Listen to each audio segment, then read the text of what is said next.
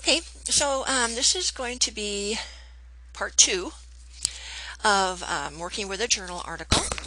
Now, for part one, you had a couple of things that you did. You took a look at a journal article that was written by a high school student, and isn't that interesting? You know, experimenters can be of any age.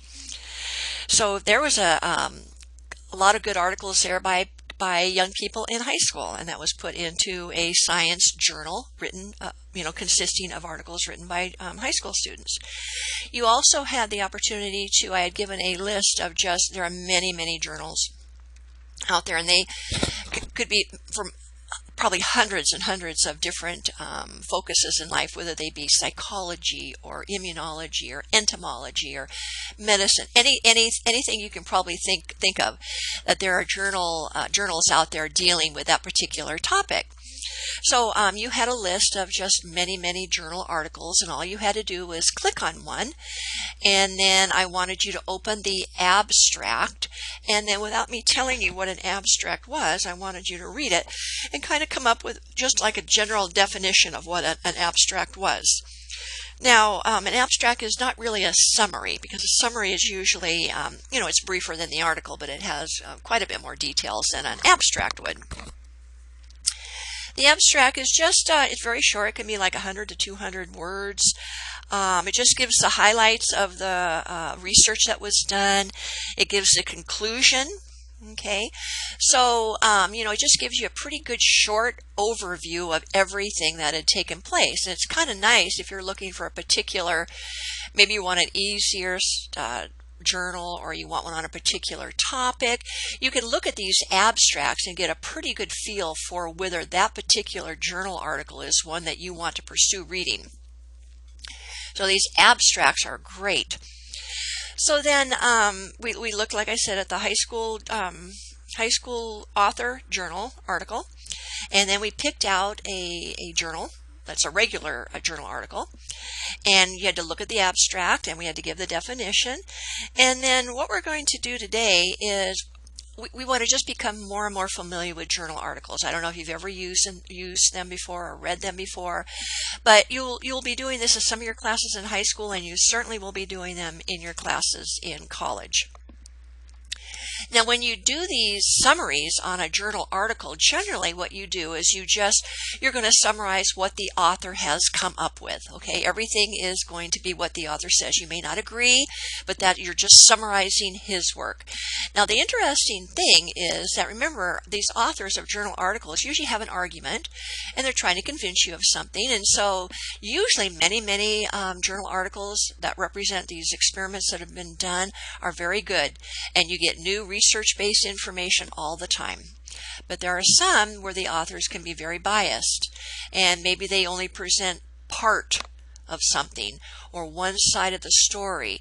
So when you're reading these articles, if you're just doing the summary, you still have to put down just what they've said. Most times in college, after you've given the summary of a journal article, your instructor will ask you to critique it. And when you can critique it, like it's some of the things that we've just talked about, you don't want to just believe what these authors say on blind faith. You want to question them in your mind as you're reading. Did the conclusion really, was that a valid conclusion from the information that they gave? All that kind of stuff, because some of those things may not be completely right. Are there other things in the methods and materials that should have been used or done? So, be thinking of that. As I said, it doesn't go into the summary, but it does go into the critique at the end. And that's kind of the fun part, because you'd be surprised. You can really catch some of these authors presenting only part of the story, which is not really good.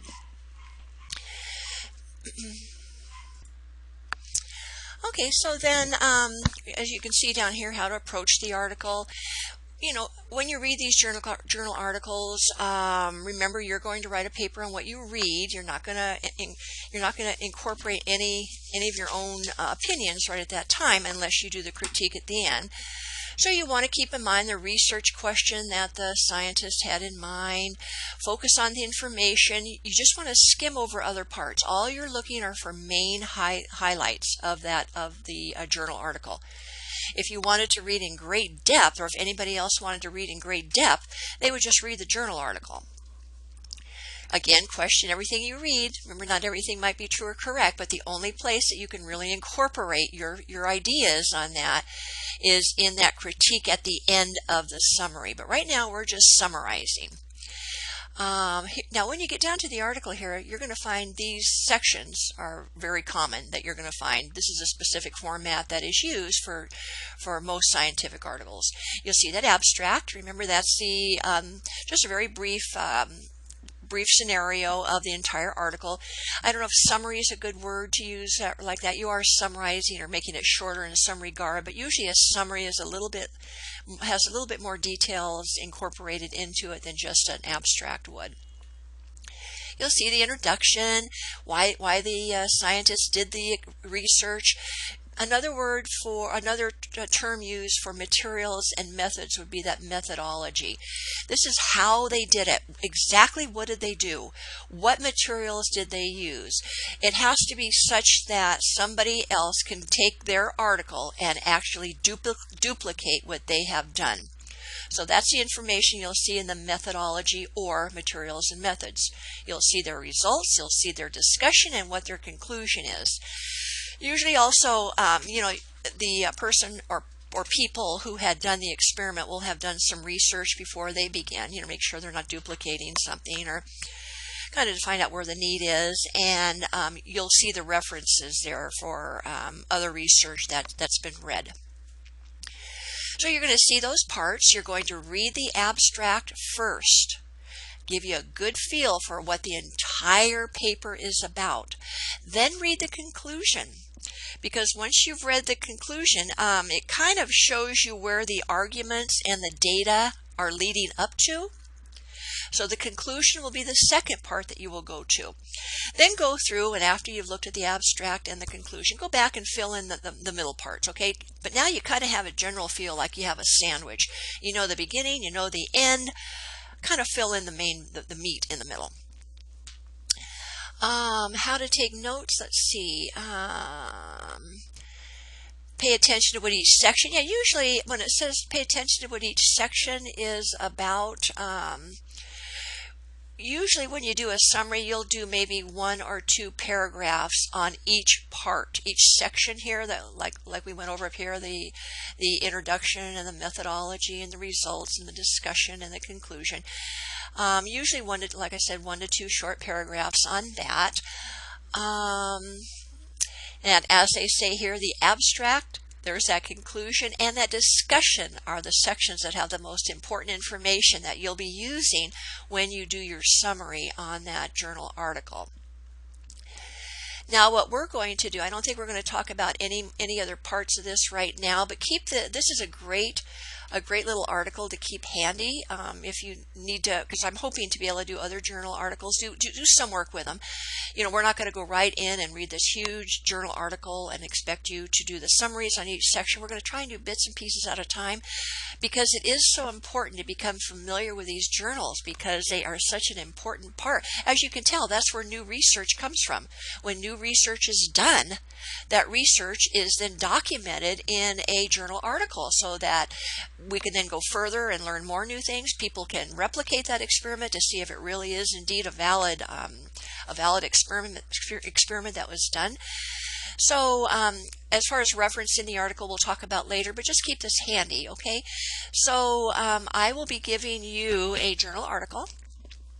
And then I think what we'll probably do is I'll ask maybe a couple questions on the abstract. I'll have you write a brief summary of the conclusion, possibly the discussion. And so we're just going to start with that, just so you can become more and more familiar with these journal articles and how to write a summary on them and stuff like that. So if any of this doesn't make sense and you'd like to look at it one-on-one, we can do that. Just let me know if you have any questions on anything. And thank you for watching, and I'll be talking to you soon.